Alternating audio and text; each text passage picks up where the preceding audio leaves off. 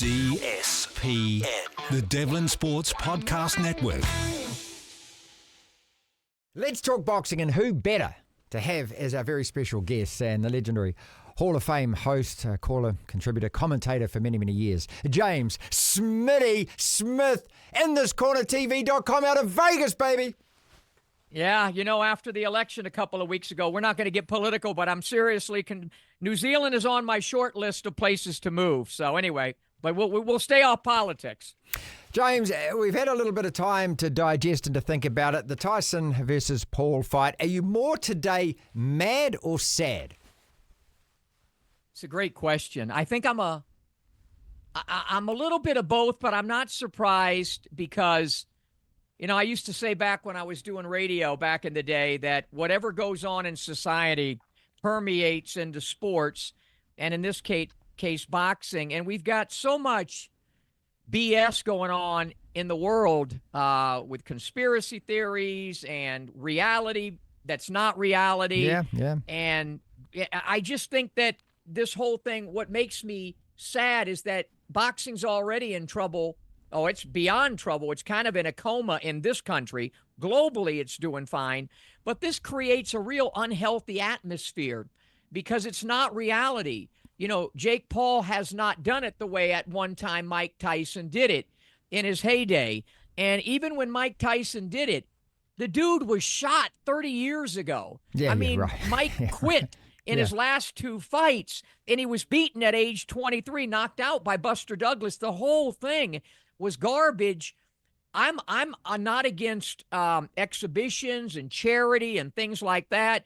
Mike did a reality tour where he did these exhibitions, and I myself and the late great Colonel Bob Sheridan and Ray Mancini did one of his exhibitions, but that was an exhibition. This was purported as a real fight, and it's on Mike's record, and it's against a punk-ass guy who, granted, he's wealthier than all of us will ever be. Yeah. But to me, everything's not about money. Some things are about legacy and credibility. So obviously you know how I feel. Well, and you've spoken out about this, let's be fair, many, many times in the past. This isn't the first time this is the first time we've heard you talking like this, these views.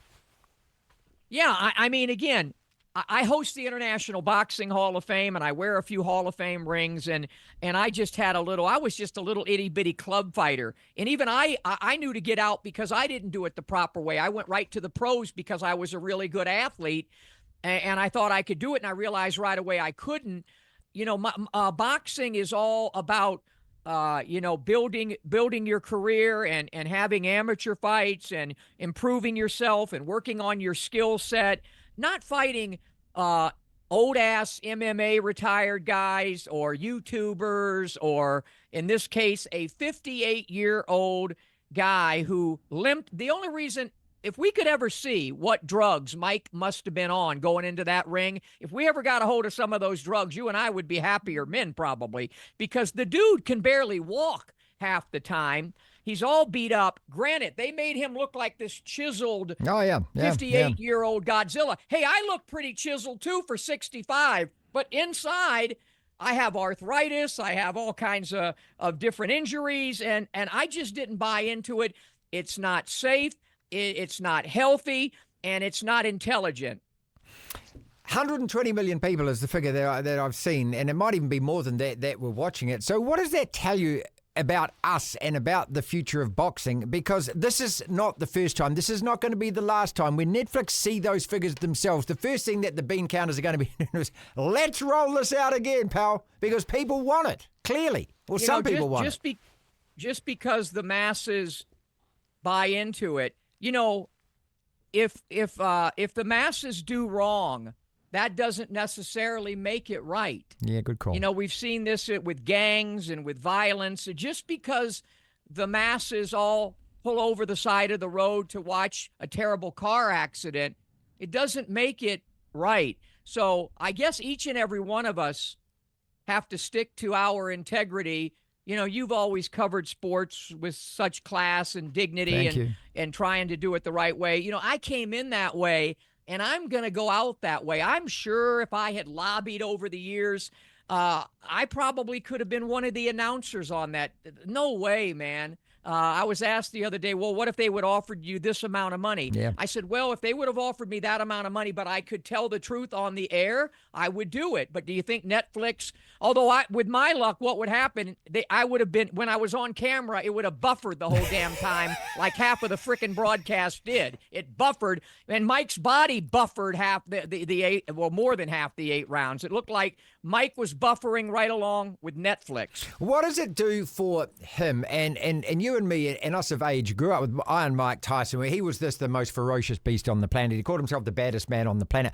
The light burned really bright for a very short period of time, but he goes down amongst the annals of heavyweight boxing, not as the greatest, not as your personal friend Muhammad Ali, but as a guy who you must mention whenever you're talking about it, simply because at the time he owned the world. What does this do for him and for that particular part of his legacy? Well, what worked out well was that for whatever reason, whether Jake was nervous about the punching prowess or whether he carried him at the end, Mike will not go down as a meme that would be running the next 50 years with this kid knocking him out. But Mike will forever be the youngest heavyweight champion of all time. We're going to chronicle this on my next show. And he had a tremendous run. He was one of the most, in his prime, one of the most ferocious heavyweights of all time. Dare I say, a bit overrated by the general public because of the way he did it. He's certainly not. He's not in my. He's maybe at the bottom part of my top 10 of heavyweights. Might not even quite make it. But you know, Mike's safest haven has always been the squared circle. So maybe in some ways, if he's not really high on pot and whatever, maybe this training and getting in great shape and not getting hurt saved him, you know, from himself. He's such a wealthy guy. Mike doesn't need any money. For those who say, shut up, Smitty, he deserves a payday. Payday my ass. He's got a house about 7 miles from my house. And my house can fit inside one of his rooms, okay? So he doesn't need any damn money. He's Mike Tyson. And again, Mike's been good to me on my television show, which I really try to support the legendary fighters in this corner. We've done 65 in-ring segments, one of them with Mike Tyson, and I have tremendous respect for what he did. I'm glad the way he's bounced back in life, but getting hit in the head is not good at 27, let alone 57 or 58. So I hope he sails off into the sunset. I don't know what he'll do, but I know his safest haven when he was in his prime was always inside the squared circle. Let's get out of here with this then. Jake Paul, in terms of his prowess as a fighter, what kind of division, if he was going to be a professional boxer playing the game like he should, as you say, be playing it, what kind of division, what kind of people would he be fighting? Where could we place him, if anywhere? So let me credit him for getting his body in great condition without drug testing, and learning the game and improving. He would be like a very novice club fighter. There are really good amateurs right down the street from me that could beat him. Where you'd put him, I don't know. And that's, I think, what bothers me the most is that he'll call out a Canelo or a Beterbiev or an Usyk, or say that he could beat Mike Tyson when Mike was in his prime. You know, that delusional stuff. But I give him credit for at least trying to look the part. And, you know, it's easy to con these people, these days. I mean, he's able to con the public, and their gullibility is at an all-time high in boxing in this country. So he's been able to pull that off. He's a master marketer. So he'll continue. Will he ever get a title fight? You know, the boxing has become... my co-host on my show said it best. It used to be big-time boxing. Now it's big-top boxing. It's this carnival-esque atmosphere. Who the hell knows what's going to happen with him? My concern is just for all the greats that are fighting now and the greats from the past, and being on with greats like you to talk about it. DSPN.